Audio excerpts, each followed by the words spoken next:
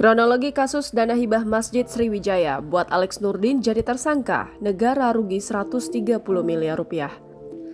Kabar menghebohkan datang dari Sumatera Selatan. Hal itu tak lepas usai Kejaksaan Tinggi Sumsel menetapkan ex-gubernur Sumsel Alex Nurdin bersama dua orang lainnya dalam kasus dugaan tindak pidana korupsi dana hibah pembangunan Masjid Raya Sriwijaya Palembang. Kasus ini tentu menarik perhatian karena sebelumnya Alex Nurdin sudah ditahan atas kasus dugaan korupsi pembelian gas bumi oleh BUMD Perusahaan Daerah Pertambangan dan Energi Sumatera Selatan periode 2010 hingga 2019. Ketiga tersangka itu adalah Alex Nurdin selaku ex-gubernur Sumatera Selatan, Muda Imadang selaku mantan bendahara Yayasan Wakaf Masjid Sriwijaya Palembang, dan Lauma El Tobing selaku pegawai negeri sipil.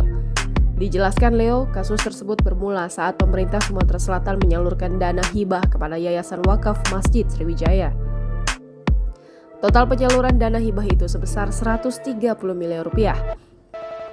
Rinciannya, dana APBD pemerintah Provinsi Sumatera Selatan tahun 2015 sebesar 50 miliar rupiah dan dana APBD Sumatera Selatan tahun 2017 sebesar 80 miliar rupiah. Menurut Leo, penganggaran dana hibah tersebut diduga tidak sesuai dengan prosedur perundang-undangan. Dia menuturkan penyimpangan dana tersebut telah membuat negara merugi hingga 130 miliar rupiah. Adapun ketiga tersangka telah ditahan atas kasus lainnya. Alex Nurdin dan Muda Imadang ditahan atas kasus dugaan korupsi pembelian gas bumi oleh BUMD Perusahaan Daerah Pertambangan dan Energi Sumatera Selatan periode 2010 hingga 2019.